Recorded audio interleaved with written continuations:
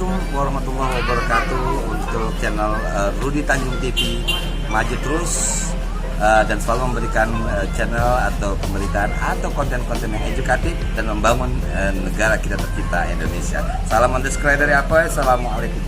Buat saudara-saudaraku, brother sister, jangan lupa saksikan channel Rudy Tanjung TV. Ya, dalamnya ada manfaat. Ketua umum diwawancarain, lawyer diwawancarain, semua kita petik hikmahnya, dan semoga mereka semua diwawancarain amanah dalam jabatan. Jangan lupa like, share, comment, dan subscribe. Alright? Assalamualaikum. Jangan lupa nonton channel Rudy Tanjung TV. Di situ kita akan ngebahas masalah hukum.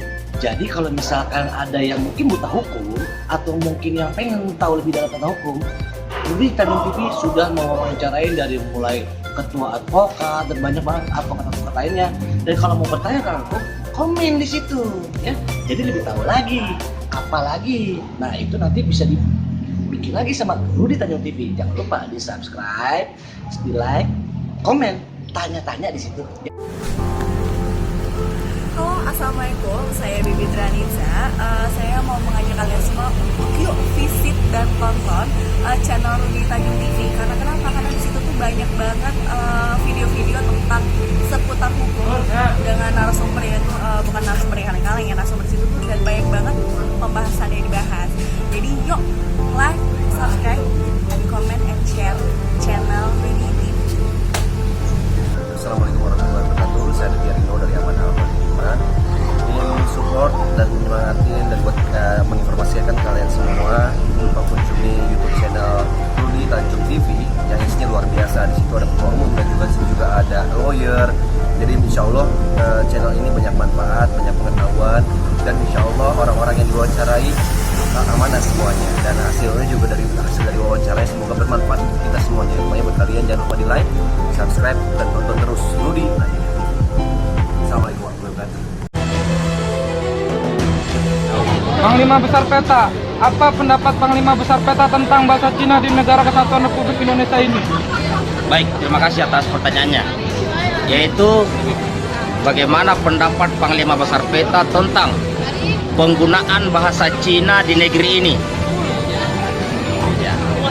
Saya sebagai warga negara Indonesia yang cinta akan tanah air, yang cinta akan bahasa Indonesia, yang cinta akan bangsa Indonesia, menghimbau kepada seluruh keturunan Tionghoa di negeri ini yang merasa dirinya warga negara Indonesia agar jangan menggunakan lagi bahasa Cina sebagai bahasa percakapan sehari-hari di negeri ini. Karena bahasa Cina adalah bahasa nasional negara Cina di sana, bukan di sini. Bagi keturunan Tionghoa yang campuran pribumi seperti Cina Medan, Cina Makassar, Cina Jawa, maka pelajarilah bahasa daerah masing-masing dan bahasa Indonesianya. Penekanan, jangan sampai setiap hari banyak anti Cina di negeri ini karena tingkah laku. Kemarin di bandara, Gubernur NTB disebut Indon Tiko. Itu pelecehan di negeri ini. Betul. Mulai dari ini saya katakan, keturunan Tionghoa, jangan lagi kalian berbahasa Cina di negara saya. Betul. Atau kalian kembali ke negaramu. Sir. Gunakan bahasa Indonesia di negeri ini. Dan kepada seluruh bangsa asing yang mencari makan di negara Kesatuan Republik Indonesia, harus bisa berbahasa Indonesia, bukan bahasa Inggris, bukan bahasa Perancis, dan bahasa asing lainnya. Dan ku ingatkan saudaraku keturunan Tionghoa, kalian jangan mengkelaskan diri, kalian jangan hanya berkelompok, berbaur dengan pribumi yang lainnya, biar mengurangi anti Cina di negeri ini. Penekanan terakhir, wahai saudaraku keturunan Tionghoa di negeri ini, jangan sekali-sekali kalian menggunakan bahasa Cina di negara kesatuan Republik Indonesia. Betul. Jika kalian warga negara Indonesia, gunakan bahasa Indonesia itu. Ya, negara Cina, bahasa Cina hanya berlaku di negara Cina sana, bukan di sini. Dan ku ingatkan satu hal, kurangi tulisan-tulisan bahasa Cina di negeri ini. Kita punya bahasa Indonesia. Yang terakhir, saya tidak mau mendengar lagi sok jago di negeri ini, siapapun gak boleh. Kita sebagai warga negara Indonesia pegang teguh Pancasila, Bhinneka Tunggal Ika. Jangan karena kalian kaya, jangan karena kalian punya uang, kalian seenaknya di negeri ini. Ini saja dari saya. Mudah-mudahan ini didengar oleh rakyat jelata, dari Sabang sampai Merauke, dari rakyat jelata sampai ke pemerintahan pusat. Ini saja. Salam revolusi. Salam revolusi. Merdeka. Merdeka. Merdeka. Merdeka. Merdeka. Merdeka. Allahu Akbar. Allahu Akbar. Allahu Akbar. Allahu Akbar. Allahu Akbar. Allahu Akbar.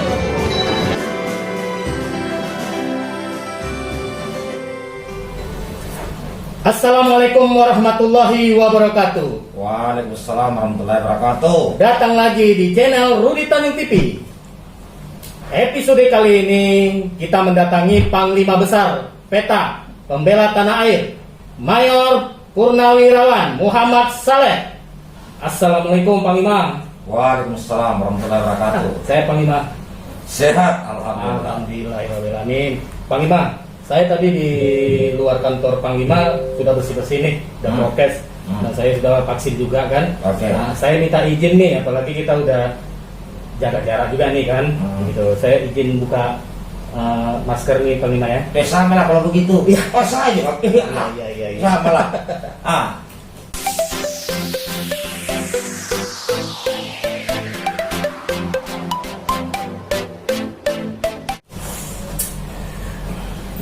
Saya Panglima ya. Alhamdulillah sehat. Lanjut.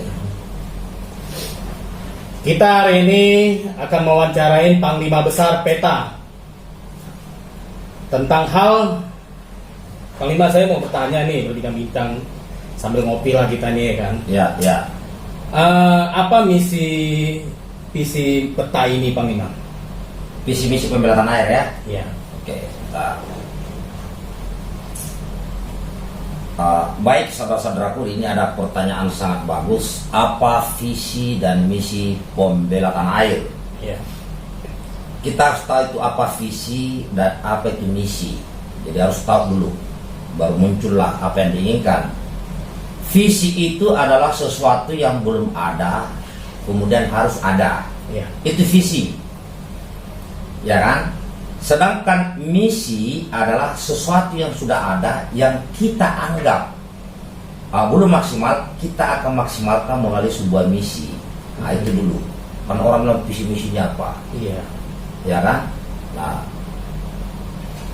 baik, langsung ke misi kita ini adalah, kalaupun visinya itu adalah kepada amanah konstitusi negara. Kami anggap amanah konstitusi ini belum dijalankan. Artinya saya anggap nggak ada. Kok nggak ada Panglima? Karena tidak dijalankan, berarti nggak ada. Sesuatu yang dijalankan kan berarti sudah ada. Oh betul. Artinya dia masih bersifat angan-angan dalam bentuk teori. Contoh nih, pasal 33 Undang-Undang Dasar 1945, khususnya ayat 3. Itu kan teori, tapi belum ada pelaksanaannya. Maka kita jadikan dia visi agar ada pelaksanaannya. Betul. Yaitu di mana bumi dan air dan kekayaan alam yang terkandung di dalamnya dikuasai oleh negara untuk kemakmuran sebesar-besarnya seluruh Indonesia. Apakah sudah ada? Kayaknya belum. Belum kan? Belum. Maka sila kelima, keadilan sosial bagi seluruh rakyat Indonesia, juga belum ada. Balik 1-2 lah perwakilan. Maka kita jadikan dia visi, menjadikan dia akan ada nantinya. Iya. Nah, adapun misinya adalah cenderung kepada bagaimana negara ini melalui perwakilannya, yaitu yang disebut penguasa atau pemerintah yang menjalankan amanah konstitusi, baik eksekutif maupun legislatif, agar melibatkan seluruh rakyat Indonesia tanpa terkecuali sebagai investor dalam mengelola sumber daya alam Indonesia, di dalam membangun pabrik-pabrik skala nasional seperti pabrik motor, mobil, pesawat, sehingga ke depan kalau rakyat yang dilibatkan sebagai investor, tidak perlu lagi kita andalkan investor bangsa asing. Ya betul lah. Tapi rakyat. Nah, memang dilema sekarang, apakah rakyat siap? Itu yang pertama dulu, apakah rakyat siap? Sudah punya duit apa belum? Yang kedua, apakah rakyat percaya kepada pemimpinnya atau orang yang mengelola uangnya? Ini ada dua faktor. Apa itu Panglima? Ya, ada dua faktor ini yang menjadi pertanyaan. Faktor pertama, apakah rakyat sudah siap uangnya?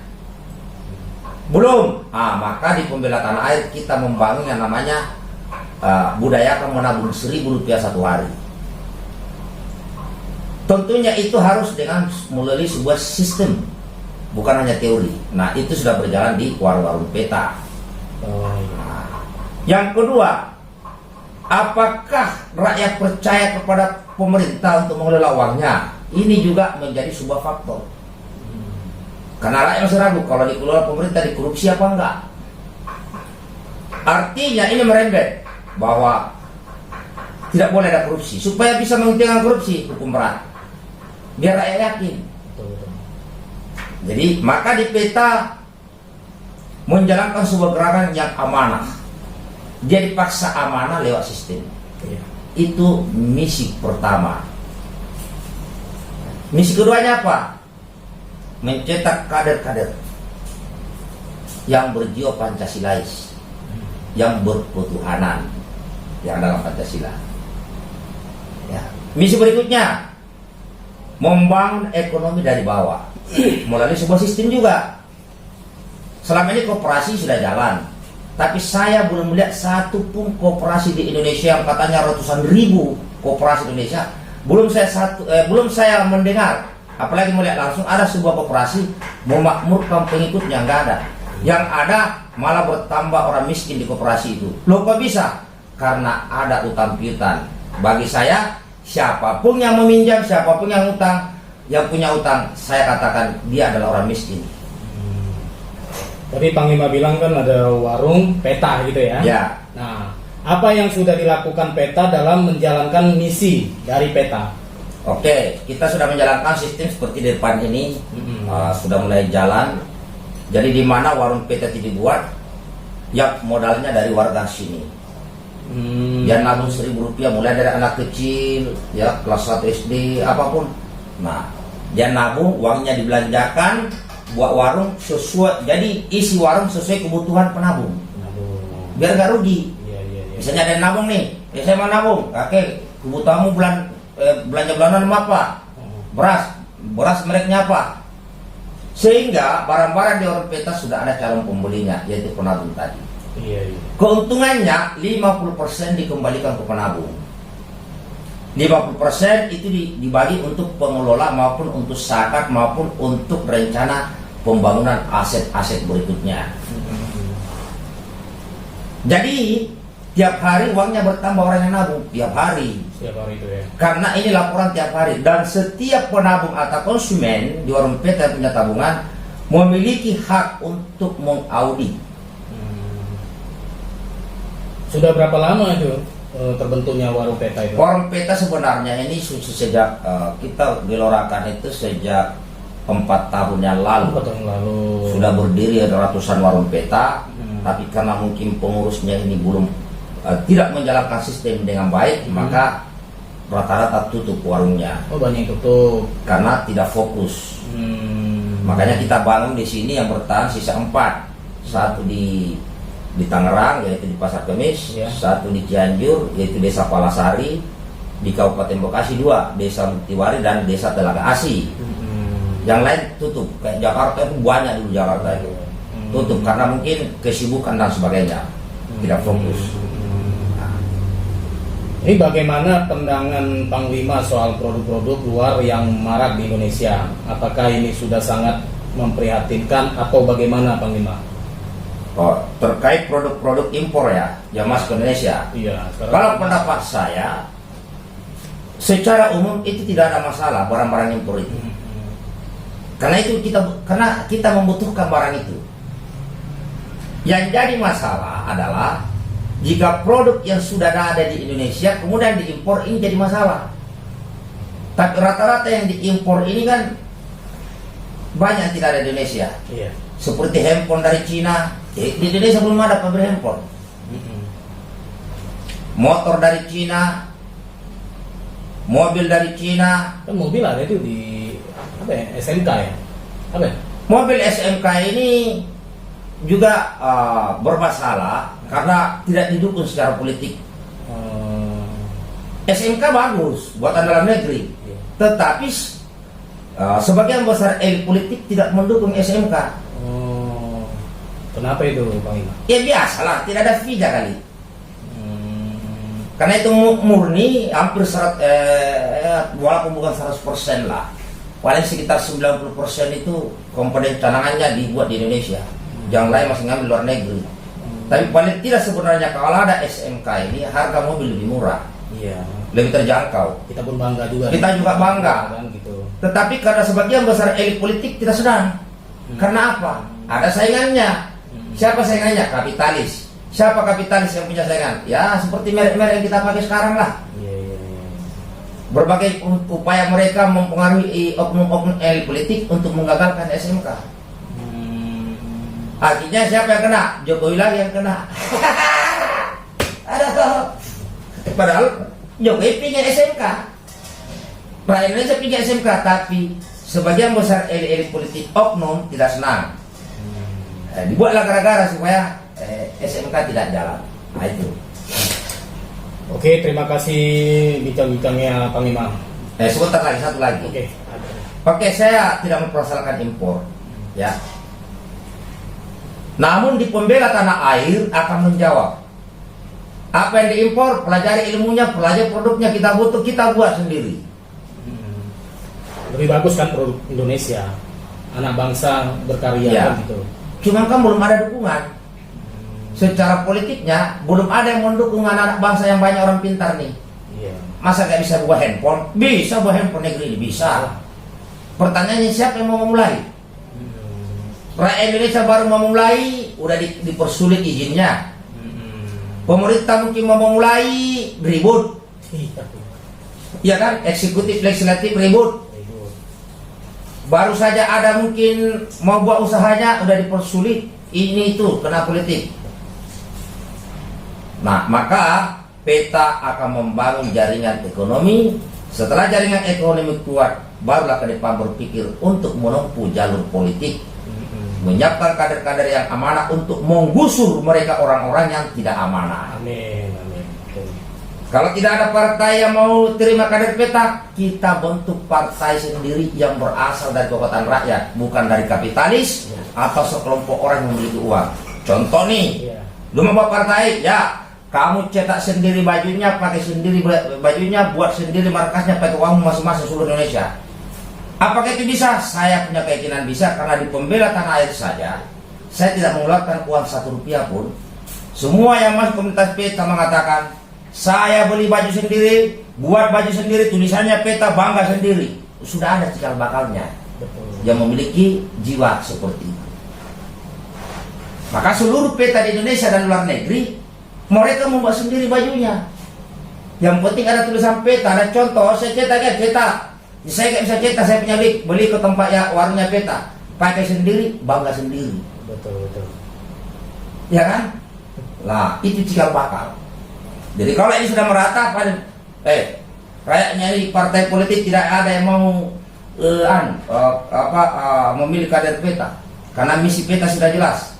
Di saat tanda tangan MOU di depan rakyat, sebagai calon pemimpin, entah itu kepala desa, bupati, wakil bupati, gubernur, wali kota, wakil kota, DPRD tingkat 1, tingkat 2, DPR RI, sampai presiden, maka kader peta harus membuat MOU dengan rakyat. Yang pertama, Jika saya korupsi, bakar rumah saya. Harus. Iya. Nggak mau minggir. Jika ketemu di jalan, silakan lempari kotoran muka saya. Kalau saya melawan, saya, keroyok saya. Ya kan? Tanda tangan di atas materai 6.000. Disaksikan aparat.